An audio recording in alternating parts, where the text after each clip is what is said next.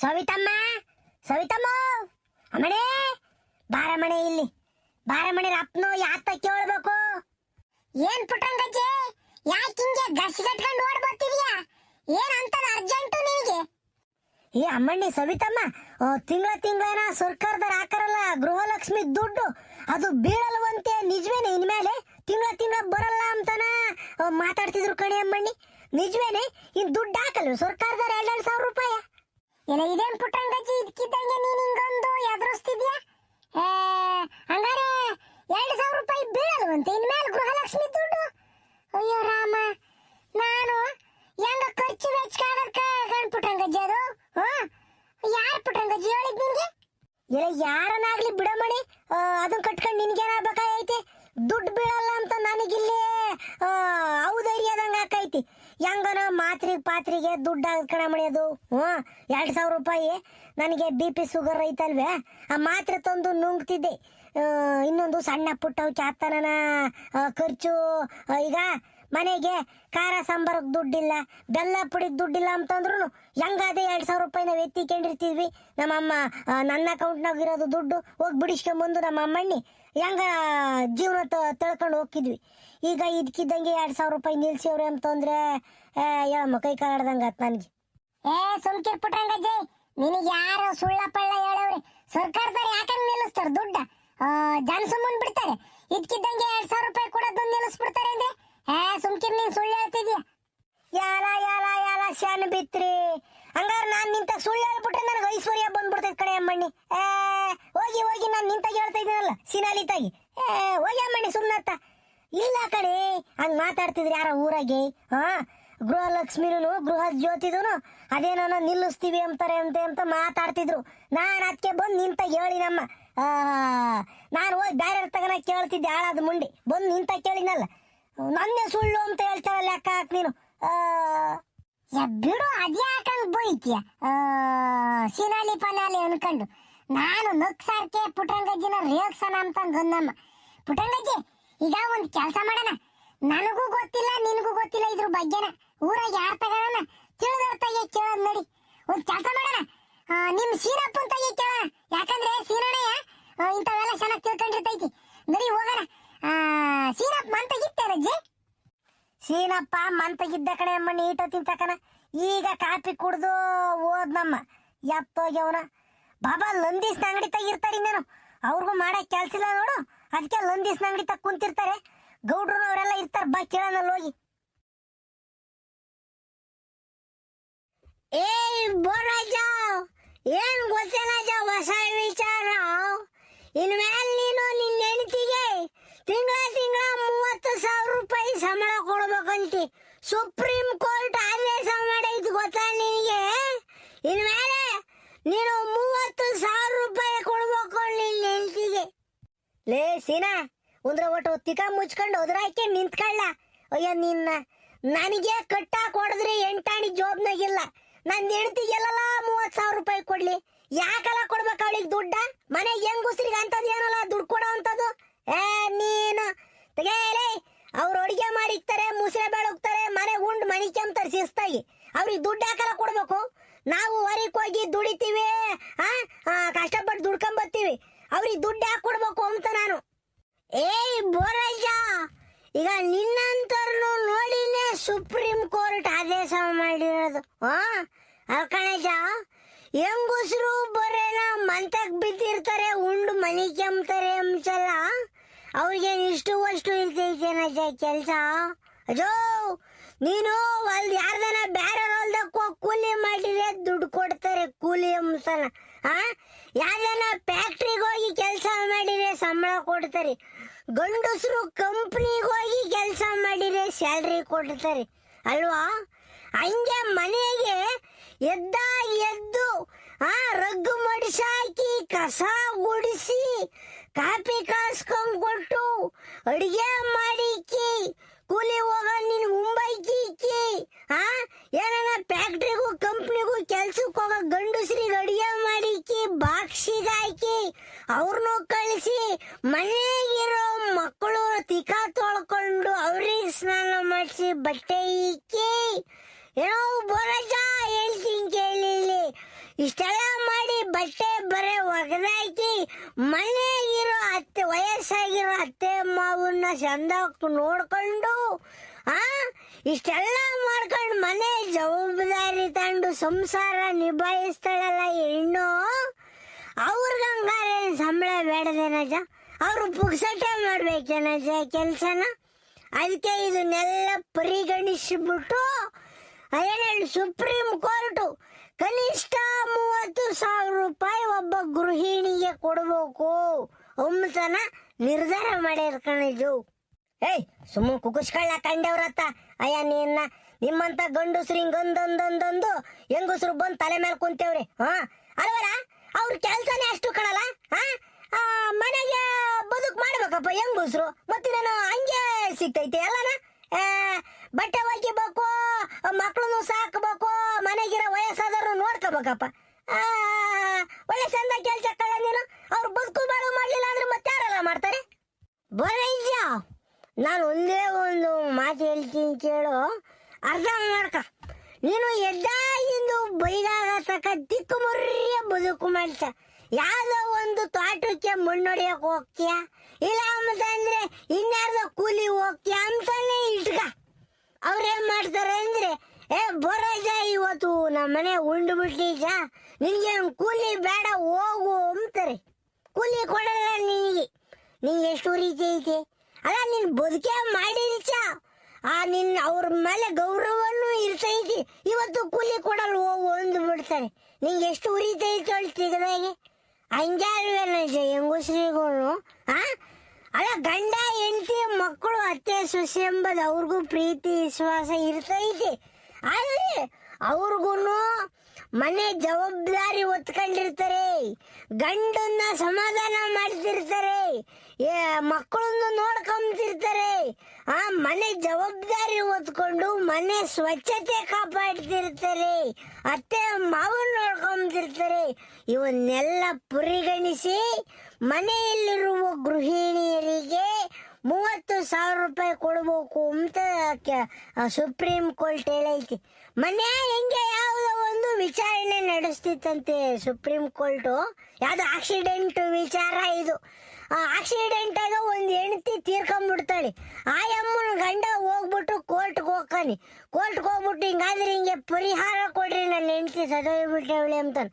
ಅವ್ರೇನ್ ಮಾಡ್ತಾರೆ ಅಂದ್ರೆ ಬರೀ 2 ಲಕ್ಷ ರೂಪಾಯಿ 2.5 ಲಕ್ಷನ ಕೊಡ್ತಾರೆ. ಅದಕ್ಕೆ ಸಮಾಧಾನ ಆಗಲ್ಲ. ಅಯ್ಯಪ್ಪ ಹೈಕೋರ್ಟ್ಗೆ ಹೋಗ್ತಾನೆ ಅದೇ ವಿಚಾರ ಐಕೊಂಡು. ಅವರು ಬರೀ 8 ಲಕ್ಷ ರೂಪಾಯಿ ಕೊಡ್ತಾರೆ, ಆದರೂ ಸಮಾಧಾನ ಆಗಲ್ಲ. ಅಯ್ಯಪ್ಪ ನನ್ನ ಹೆಂಡತಿ ಸಾವಿನ ಬೆಲೆ ಬರೀ 8 ಲಕ್ಷ ಅಂತಾರೆ. ಅವೇನ್ ಮಾಡ್ತಾನೆ ಅಯ್ಯಪ್ಪ, ತೀರ್ಗಾ ಸುಪ್ರೀಂ ಕೋರ್ಟ್ ಅರ್ಜಿ ಹಾಕ್ತಾನೆ, ನನ್ನ ಹೆಂಡತಿ ಸಾವಿಗೆ ಪರಿಹಾರ ಕೊಡ್ರಿ ಅಂತಾನೆ. ಸುಪ್ರೀಂ ಕೋರ್ಟ್ ಅವಾಗ ಈ ನಿರ್ಧಾರಕ್ಕೂ ಬರುತ್ತೆ. ಹೆಂಗ ನಿರ್ಧಾರಕ್ಕೆ ಬರುತ್ತೆ ಅಂದ್ರೆ, ಆಯಮ್ಮ ಬದುಕಿದ್ರೆ ತಿಂಗಳಿಗೆ 30,000 ರೂಪಾಯಿನಂತೆ ಲೆಕ್ಕ ಹಾಕೊಂಡು 67 ಲಕ್ಷವೋ 70 ಲಕ್ಷವೋ ದುಡ್ಡು ಬರೋಂಗ ಅವರಿಗೆ ನಿರ್ಧಾರ ಮಾಡ್ತು. ಆ ಒಂದು ಕೇಸ್ನಾಗೆ ಪ್ರತಿ ಮಹಿಳೆಯರಿಗೆ ಗೃಹಿಣಿಯರಿಗೆ 30,000ದಂಗೆ ತಿಂಗಳಿಗೆ ಲೆಕ್ಕಾಚಾರ ಹಾಕಬೇಕು ಅಂತನ ಸುಪ್ರೀಂ ಕೋರ್ಟ್ ಹೇಳೋದು ಕಣಜು. ಅದಕ್ಕೆ ನಾನು ಹೇಳೋದು, 4 ಕಡೆ ಓಡಾಡ್ರಿ ತಿಳ್ಕೊಳ್ರಿ ಅಂತಾನ. ಲೇ ಸೀನಪ್ಪ, ಏನ್ ಆದೇಶ ಮಾಡೈತೇನ್ಲ ಕೋರ್ಟು? ಕೊಡ್ಲೇಬೇಕಲ್ಲ ತಿಂಗಳನ? ಹಂಗಲ್ಲ ಗೌಡ್ರೆ, ಕೊಡ್ಲೇಬೇಕು ಅಂತ ಅಲ್ಲ. ಮನೆಗೆ ಹೆಂಗುಸರಿಗೆ ಗೃಹಿಣಿಯರಿಗೆ ಅಮ್ಮಗೆ ಹೆಂಡತಿಗೆ ಬೆಲೆ ಕೊಡಬೇಕು ಅಂತ ನಿರ್ಧಾರ ಅಷ್ಟೇ ಇದು. ನಾವು ಗಂಡಸರು ಕೆಲಸ ಮಾಡ್ತೀವಿ, ನಾವು ಇಲ್ಲ ಅಂತಲ್ಲ. ಹೊರಗೆ ಹೋಗಿ ದುಡ್ಕೊಂಡ್ ಬಂದು ಬಿಡ್ತೀವಿ. ನಾವು ಹೊರಗೆ ಹೋದಾಗ ಮನೆ ಜವಾಬ್ದಾರಿ ತಮ್ಮಳು ಒಂದು ಹೆಣ್ಣು ತಾನೆ. ಅದಕ್ಕೆ ಅವಳನ್ನ ತುಚ್ಛವಾಗಿ ನೋಡ್ಬೇಡ್ರಿ. ಅವಳು ಗಂಡಿನಂತೆ ಹೆಣ್ಣು ಸಮಾನಳು ಅಂತ ನೋಡ್ಬೇಕು ಅಂತನ ಸುಪ್ರೀಂ ಕೋರ್ಟ್ ಆದೇಶ ಮಾಡೈತೆ ಅಷ್ಟೇನ. ನಿಮ್ಮನ್ನು ಕೊಡ್ಲೇಬೇಕು 30,000 ಅಂತ ಅದೇನು ಕುತ್ತಿಗೆ ಮೇಲೆ ಕುಂತಿಲ್ಲ.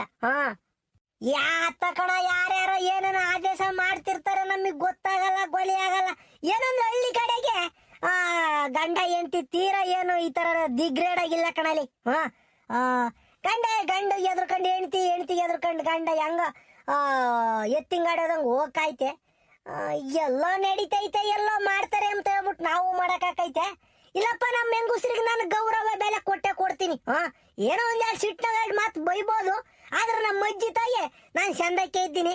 ಆ ಅಜ್ಜಿನೂ ಅಷ್ಟೇ ನಮ್ಮ ಅಜ್ಜಿ ಬೈದೇವ್ನಿ ಅಂತ ಏನು ಸುಮ್ಮನಿರಲ್ಲ, ಅದು ಬೈತೈತೆ ಬೈಸ್ಕೊಂತೀನಿ. ಅದಲ್ವ ಗಂಡ ಹೆಂಡತಿ ಜಗಳ ಅಂತಂದ್ರೆ ತಯ್ಯ ನೀನು ಉಂಬಕ್ಕಿಕ್ಕುವಾಗ ಒಂದು 3 ಕಿಟ್ ಮುಗಿದ್ರು ಅವಳ ಅಗಲಗಳು ನನಗೆ, ನನ್ನಗಳು ಅಗಲಗಳು ಅವಳಿಗೆ ಇಕ್ತೀವಿ. ಅಲ್ಲಿಗೆ ಜಗಳ ಮುಗಿದೋಕೈತ್ ಬಾರ್ಲ ನೀನು ಗಂಡ ಹೆಂಡತಿ ಜಗಳ ಉಂಡು ಮನಿ ಕೆಮ್ಮತಕ್ಕನ.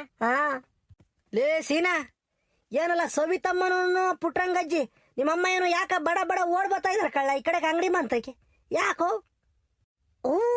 ಗೌಡ್ರೆ ಯಾಕೋ ಬರ್ತೈತೆ, ನಮ್ಮಮ್ಮ ಓಡ್ ಬರ್ತೈತೆ. ಯಾಕಮ್ಮ ಹಿಂಗೆ ಒಳ್ಳೆ ಗಾಬ್ರಿಯ ಓಡ್ ಬರ್ತೈತೆ? ಏನೇ ಸಂತ ನಿಧಾನಕ್ಕೆ ಬಾ, ಎಡಗಿಡ್ಬಿ ಬಿದ್ದೀಯಾ? ಪಾಪ ಸೀನಪ್ಪ ಎಲ್ಲ ಊರಾಗೆಲ್ಲ ಮಾತಾಡ್ತಾ ಇದ್ದಾರೆ, ಸರ್ಕಾರದವರು ತಿಂಗಳ 2,000 ರೂಪಾಯಿ ಹೆಂಗುಸ್ರಿಗೆ ಹಾಕ್ತಿರಲ್ಲ ಗೃಹಲಕ್ಷ್ಮಿ ದುಡ್ಡು, ಆ ದುಡ್ಡನ್ನ ಇನ್ಮೇಲೆ ಹಾಕಲ್ವಂತೆ, ಹಂಗೆ ಹಿಂಗೆ 2,000 ರೂಪಾಯಿ ನಿಂತೋಕೈತಂತೆ ಅಂತ ಹೇಳ್ತಾ ಇದಾರೆ ಕಳ್ಳ. ಅದಕ್ಕೆ ನನಗೆ ಗಾಬರಿ ಆದಂಗ ನಾನು ಸವಿತಮ್ಮರ್ಮ ಅಂತ ಕೊಡೋದೆ. ಅಮ್ಮಣಿ ಹಿಂಗಾದ್ರೆ ಹಿಂಗೆ ಅಂಬ್ತಾ ಇದಾರೆ, ನಿಜವೇನೆ ಅಂತಾನ. ಆ ಅಮ್ಮಣ್ಣಿಗೂ ಗೊತ್ತಿಲ್ಲ, ಅದಕ್ಕೆ ಅಮ್ಮಣಿನೇ ಹೇಳಿ ಸವಿತಮ್ಮ ಜೈ ನಡಿ ಹೋಗಿ ಆ ಸೀನಣ್ಣ ಹಿಂಗೆ ಕೇಳ್ಕೊಂಬರೋಣ ಅಂತಾನ. ಪಾಪ ನಿಜವೇ ಅನ್ಲ ಗೃಹಲಕ್ಷ್ಮಿ ದುಡ್ಡು ಬೀಳಲ್ವೇನ್ಲ ಇನ್ಮೇಲೆ? ಯಮೋಯ್ ನೋಡು, ಈ ಹಳ್ಳಿಗಳಾಗ ಇದೇ ಸಮಸ್ಯೆ, ಆಗಿರೋದೊಂದು ಹೇಳ್ತಿರೋದೊಂದು. ಯಮ ಹೇಳ್ತೀನಿ ಕೇಳು, ಯಾವುದೇ ಕಾರಣಕ್ಕೂ ನಿನಗೆ ಬೀಳ್ತಿರೋ 2,000 ರೂಪಾಯಿ ನಿಲ್ಲಲ್ಲ, ಬಿದ್ದೇ ಬೀಳ್ತೈತೆ. ಸರ್ಕಾರದವ್ರು ಗೃಹಲಕ್ಷ್ಮಿ ದುಡ್ಡನ್ನ ಆಯ್ಕೆ ಆಗ್ತಾ ಇದಾರೆ. ಯಾರಮ್ಮ ಹೇಳಿದ್ದೀಗೆ ದುಡ್ಡು ಬೀಳಲ್ಲ ಅಂತನ? ಆ ಸರ್ಕಾರದವರು ಏನೇನು ಗೃಹಲಕ್ಷ್ಮಿಗೂ ಮತ್ತೆ ಗೃಹ ಜ್ಯೋತಿ ಯೋಜನೆಗಳ ಫಲಾನುಭವಿಗಳು ಇದಾರಲ್ಲ, ಅವ್ರ ತಾವ ಹೊಸ ಅರ್ಜಿ ಹಾಕಿಸ್ಕೊಂಬಕ್ಕೆ ಈ ತರ ಮಾಡ್ತಾ ಇದಾರೆ. ಹೊಸ ಅರ್ಜಿ ಹಾಕ್ಬೇಕಂತ ಇನ್ನೊಂದ್ ತಿರ್ಗ ಅಪ್ಲಿಕೇಶನ್ ಹಾಕ್ಬೇಕಂತ ಕಣವು ಅಷ್ಟೇನ. ಪಾಪ ಸೀನಪ್ಪ ಇವಾಗ ಏನಾಯ್ತು, ಮೊದ್ಲಿಂದ ಹೆಂಗ್ ಹಾಕಿದ್ರೆ 2,000 ರೂಪಾಯಿ ಹಂಗೆ ಹಾಕ್ಯಾನ ಸರ್ಕಾರದವ್ರಿಗೆ, ತಿರ್ಗ ಹೊಸದಾಗೆ ಅರ್ಜಿ ಯಾಕೆ ಹಾಕ್ಬೇಕಪ್ಪ? ಅಮ್ಮ ಹೇಳ್ತೀನಿ ಕೇಳು, ಹೊಸ್ದಾಗಿ ಯಾಕೆ ಅರ್ಜಿ ಹಾಕ್ಬೇಕು ಅಂತಂದ್ರೆ, ಈಗ ಅಲ್ಲೆಲ್ಲ ಮನೆಗೆ ಯೋಸೋ ಮನೆಗೆ ಹೆಂಗುಸ್ರುಗಳು ಸತ್ತೋಗ್ಬಿಟ್ಟವ್ರಿ. ಏನ್ ಹೇಳೋ, ಗೃಹಲಕ್ಷ್ಮಿ ಫಲಾನುಭವಿಗಳ ಇದಾರಲ್ಲ, ಈ ದುಡ್ಡು ತಾಂಬ್ತಿದ್ರಲ್ಲ ಹೆಂಗುಸ್ರು ಮನೆ ಯಜಮಾನ್ಯರು, ಯೋಸೋ ಮನೆಯಾಗ ಅವರು ಸತ್ತೇ ಹೋಗ್ಬಿಟ್ಟವ್ರಿ. ಆದ್ರೂ ಗೃಹಲಕ್ಷ್ಮಿ ದುಡ್ಡು ಅವ್ರ ಅಕೌಂಟಿಗೆ ಬೀಳ್ತಾನೆ ಐತಿ. ಈ ಮನೆಯವರು ಹೇಳಿಲ್ಲ ಹೋಗ್ಬಿಟ್ಟು ನಮ್ಮ ಮನೆಯವ್ರು ಹಿಂಗಾದ್ರೆ ಹಿಂಗ ಸತ್ತೋಗ್ಬಿಟ್ಟವ್ರೆ, ಅವ್ರಿಗೇನು ದುಡ್ಡು ಹಾಕೋದು ಬೇಡ ಅಂತ ಹೇಳಿಲ್ಲ. ಯಾಕೆ ಹೇಳ್ತಾರೆ? ಹೆಂಗ ಪುಕ್ಸೈಟ್ 2,000 ರೂಪಾಯಿ ಬರ್ತೈತಲ್ಲ ತಗೊಂಬ ಅಂತ ಸುಮ್ಮನೆ ಆಗ್ಬಿಟ್ಟವ್ರಿ.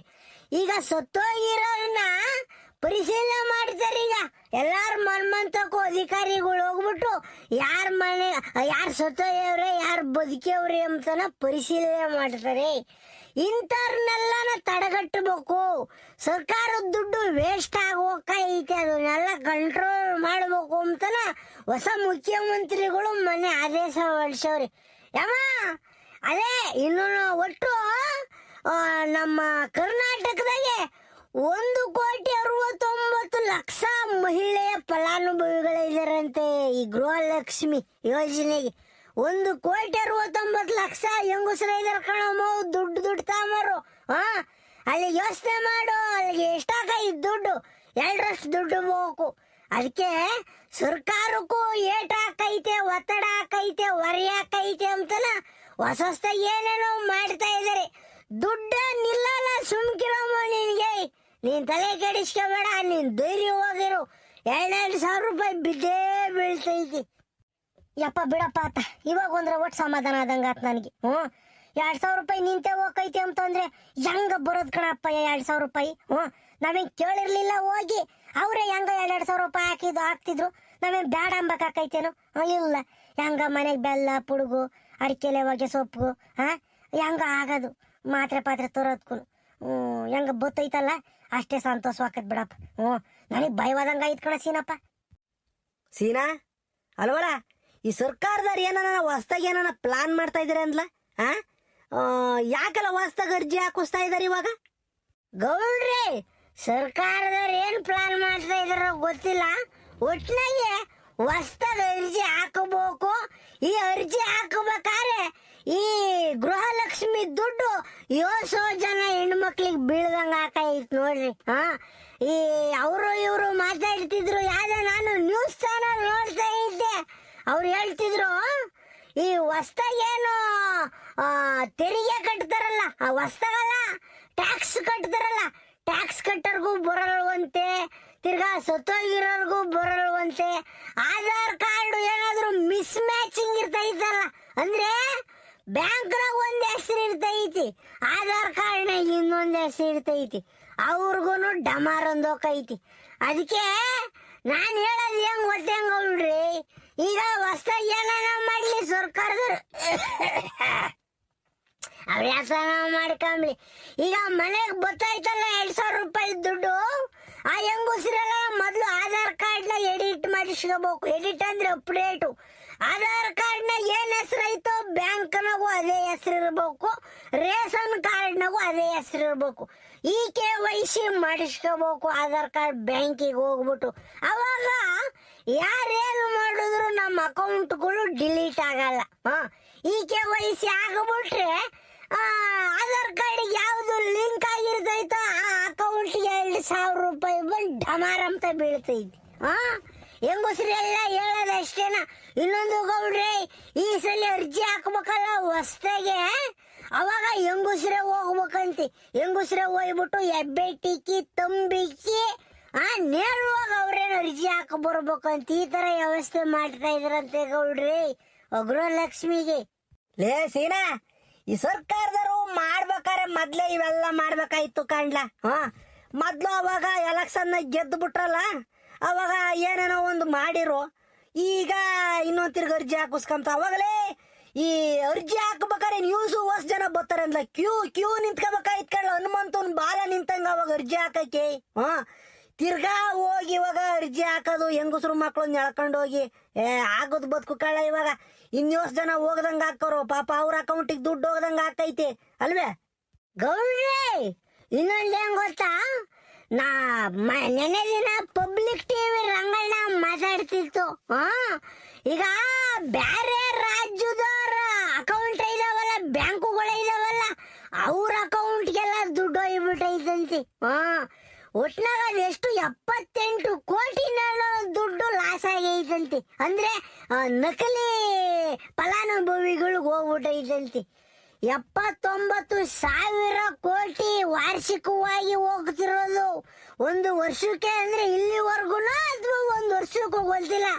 ಗೃಹಲಕ್ಷ್ಮಿ ದುಡ್ಡು 79,000 ಕೋಟಿ ದುಡ್ಡು ಹೋಗ್ತಿರೋದು ಸರ್ಕಾರದ್ದು ಹೆಂಗಸ್ರ ಅಕೌಂಟ್ಗೆ. ಗೌಡ್ರೆ ಯೋಚನೆ ಮಾಡ್ರಿ. ಅದಕ್ಕೆ ನನ್ನ ಪ್ರಕಾರ ಹೇಳೋದೇನಂದ್ರೆ, ಸರ್ಕಾರದರು ಇವನ್ನೆಲ್ಲ ಬಿಗಿ ಮಾಡ್ಕೊಂಡು ಹಣ ಪೋಲ್ ಹಾಕ್ತಿರೋದನ್ನ ನಿಲ್ಸಕ್ಕೆ ಮಾಡ್ತಾ ಇದ್ದಾರೆ ಅಂತ ಗೊತ್ತಿಲ್ಲ. ಒಟ್ನಾಗೆ ನೋಡ್ಬೇಕು ಮುಂದೆ ಏನ್ ಮಾಡ್ತಾರೋ ಎತ್ತು ಮಾಡ್ತಾರೋ ಅಂತ ನಾವೆಲ್ಲ ಕಾದ್ ನೋಡ್ಬೇಕು. ಒಟ್ನಾಗ ನಂದು ಒಂದು ಮನವಿ, ಈಗ ಕಾಂಗ್ರೆಸ್ ಸರ್ಕಾರದವರು ಈಗ ಗೌರ್ಮೆಂಟ್ ಏನು ಗ್ಯಾರಂಟಿ ಸ್ಕೀಮ್ಗಳನ್ನ ಜನದ ಮುಂದೆ ಇಕ್ಕೆ ಐತಾ? ಜನ ಯಾರು ಕೇಳಿರ್ಲಿಲ್ಲ ಸ್ವಾಮಿ, ನಮ್ಗೆ ಇದನ್ನೇ ಕೊಡ್ರಿ ಅಂತ ನೀವೇ ಹೇಳ್ಬಿಟ್ಟು ಕೊಟ್ಟಿದ್ದೀರಾ. ಈಗ ಯಾವುದೇ ಕಾರಣಕ್ಕೂ ನಿಲ್ಲಿಸ್ಬೇಡ್ರಿ. ನಿಲ್ಲಿಸಿದ್ರೆ ಚೆನ್ನಾಗಿರಲ್ಲ, ಜನ ನಿಮ್ಮನ್ನು ಸುಮ್ಮನೆ ಬಿಡಲ್ಲ. ಅದರಿಂದಾಗಿ ದಯವಿಟ್ಟು ಹೇಳ್ತೀನಿ ಸರ್ಕಾರದವ್ರಿಗೆ, ಇವೆಲ್ಲ ಮುಂದುವರಿಸ್ಕೊಂಡೋಗ್ರಿ. ಅಮಾಯಕರನ್ನ ನೋಯಿಸ್ಬೇಡ್ರಿ. ಅರ್ಹ ಫಲಾನುಭವಿಗಳ ಅಕೌಂಟಿಗೆ ದುಡ್ಡು ಹಾಕ್ರಿ. ನಾಗರಿಕರನ್ನ ಚೆನ್ನಾಗಿ ನೋಡ್ಕೊಳ್ರಿ ಎಂಬುದು ಈ ಸೀನಪ್ಪನ ಒಂದು ಕಳಕಳಿಯ ಮನವಿ. ಗೌಡ್ರೆ ನೀವೇನನ್ನ ಹೇಳೋದೈತಾ? ಸೀನಾ, ನಂದಿನ್ನೇನು ಇಲ್ಲ ಕಣ್ಲ. ಈಗ ಬಡವ್ರಿಗೂ ಒಂದೇ ಶ್ರೀಮಂತರಿಗೂ ಒಂದೇ ಅಂತಂದ್ರೆ ತರವಲ್ಲ. ಈಗ ನೋಡ್ಬೇಕು. ಈಗ ರೇಷನ್ ಕಾರ್ಡ್ನ ಏನಪ್ಪ ಊರ್ಗಳಿಗೆ ದುಡ್ಡಿರೋರು ರೇಷನ್ ಕಾರ್ಡ್ ಇಕ್ಕೊಂಡವ್ರೆ, ದುಡ್ಡಿಲ್ದರು ರೇಷನ್ ಕಾರ್ಡ್ ಇಕ್ಕೊಂಡವ್ರಿ. ಹಂಗಲ್ಲ, ಎಲ್ಲ ಒಂದ್ರ ಒಟ್ಟು ಪರಿಶೀಲನೆ ಮಾಡಿಸ್ಬೇಕಲ್ಲ. ಜಾಸ್ತಿ ದುಡ್ಡಿರೋರು ಶ್ರೀಮಂತರಿಗೆ 2,000 ರೂಪಾಯಿ ಹೋಗೋದೇನು ತರವಲ್ಲ. ಏನಕ್ಕೆ ಹೋಗ್ಬೇಕು 2,000 ರೂಪಾಯಿ ಅವ್ರಿಗೆ? ಏನು ಅನಾಥರಿಗೆ, ನಿರ್ಗತಿಕರಿಗೆ, ಏನು ಇಲ್ದರಿಗೆ, ಕೂಲಿನಲ್ಲಿ ಮಾಡ್ಕೊಂಡು ತಿಂಬರಿಗೆ 2,000 ರೂಪಾಯಿ ಹೋದ್ರೆ ಒಂಥರ ಚಂದ. ಈಗಪ್ಪ ನಾನು ಹೇಳ್ತೀನಿ ನೋಡು, ನನಗೂ ನಮ್ಮನೆ ಹೆಂಗುಸ್ರಿಗೂ ನನಗೇನು ದುಡ್ಡು ಬೇಡ ಕಳ್ಳಸಿನ. ನಾನು ಮನಸ್ಸಿನಿಂದ ಹೇಳ್ತಾ ಇದ್ದೀನಿ ಕಳ್ಳ, ಮ್ಯಾಗಳು ಮಾತು ಕೇಳ್ತಿಲ್ಲ. ಏನ್ ದೇವ್ರು ಭಗವಂತ ಶಕ್ತಿ ಕೊಟ್ಟವ್ ಕಳ್ಳ ನಮ್ಗೆ, ದುಡ್ಕೊಂಡು ತಿಂಬ ಶಕ್ತಿ ಕೊಟ್ಟವ್ನೆ, ನಾಲ್ಕು ಜನಕ್ಕೆ ಅನ್ನ ಹಾಕಂತ ಶಕ್ತಿ ಕೊಟ್ಟವ್ನಿ. ನಮ್ಗೆ ಯಾಕಲ್ಲ ಗೃಹಲಕ್ಷ್ಮಿ ದುಡ್ಡು? ನಮಗ್ ಬೇಡಪ್ಪ. ಅಲ್ಲ, ನಾನು ಉದಾಹರಣೆ ಹೇಳ್ತಿರೋದು ಅಷ್ಟೇನ. ಈಗ ಹಿಂಗೆ ಶಕ್ತಿವಂತರಿಗೆ ದುಡ್ಡಿರೋರಿಗೆ 2,000 ರೂಪಾಯಿ ಕೊಡೋ ತರವಲ್ಲ. ನೋಡ್ಕೊಂಡು ಪರಿಶೀಲನೆ ಮಾಡ್ಕೊಂಡು ಕಡು ಬಡವರಿಗೆ, ನಿರ್ಗತಿಕರಿಗೆ, ಅನಾಥರಿಗೆ, ತೀರಾ ಏನು ಇಲ್ದರಿಗೆ ಕೂಲಿ ನಾಲಿ ಮಾಡ್ಕೊಂಡು ತಿಂಬರಿಗೆ 2,000 ರೂಪಾಯಿ ಕೊಟ್ಬಿಟ್ರೆ ಅನುಕೂಲ ಆಕೈತೆ. ಅಲ್ಲ, ನನ್ನ ಮನ್ಸ್ನಾಗ ಇರೋದು ನಾನು ಹೇಳ್ಕೊಂಡೆ ಅಷ್ಟೇನ. ಸರ್ಕಾರದಾರ ಅವ್ರ ನಿರ್ಧಾರ ಮಾಡ್ಕೊಂತಾರೆ ಅಲ್ವೇ? ಏನೋ ಮಾಡ್ಕೊಂಡು ಹೋಗ್ತಾರಪ್ಪ. ಗೌಡ್ರೆ, ನಿಜವಾಗ್ಲೂ ನೀವ್ ಹೇಳಿದ್ನ ನಾನು ಒಪ್ತೀನಿ ಗೌಡ್ರೆ. ತೀರಾ ಬಡವರಿಗೆ ಸರ್ಕಾರದವ್ರ ಅನುಕೂಲ ಮಾಡ್ಕೊಂಡ್ ಕೊಡ್ಬೇಕಷ್ಟೇನ. ಕೇಳಿಸ್ಕೊಂಡ್ರೆ ನನ್ನ ಮಗ ಸೀನಪ್ಪ ಹೇಳಿದ್ ಮಾತ, ಅದೇ ಹೊಸ್ದಾಗೇನೋ ಅರ್ಜಿ ಬಿಡ್ತಾರಂತೆ, ಅವಾಗ ಮರಿದಂಗ ಹೋಗಿ ಹಾಕ್ರಿ. ಒಂದ್ರ ಒಟ್ಟು ಟಿವಿ ಪಾವಿ ನೋಡ್ಕೊಳ್ರಿ, ನ್ಯೂಸ್ ಪೇಪರ್ ನೋಡ್ಕೊಳ್ರಿ, ಗೊತ್ತಾಕೈತಿ ಸರ್ಕಾರದವ್ರು ಏನೇನ್ ಹೇಳ್ತಾರೆ ಅಂತಾನ. ನಾನಂತೂ ಓದಕ್ ಬರಲ್ಲ, ನನ್ನ ಮಗ ಹೇಳ್ತಾನೆ ಕೇಳಿಸ್ಕೊಂತೀನಿ. ನೀವು ಟಿವಿ ಪಾವಿ ನೋಡ್ಕೊಂಡು ಸುದ್ದಿ ತಿಳ್ಕೊಳ್ರಿ. ಗೃಹಲಕ್ಷ್ಮಿ ಗೃಹ ಜ್ಯೋತಿಗೆ ಏನನ ಹೊಸ್ದಾಗ ಅರ್ಜಿ ಹಾಕ್ಬೇಕಂತೆ. ಅದ್ರ ಬಗ್ಗೆ ಗಮನ ಇಕ್ಕೊಂಡು ಏನೆಲ್ಲ ದಾಖಲೆಗಳು ಬೇಕೋ ಅವನ್ನೆಲ್ಲ ನೋಡ್ಕೊಂಡು ಕುಡಿ ಕೇಳ್ರಿ. ಹೆಂಗ ಮರಿಬೇಡ್ರಿ.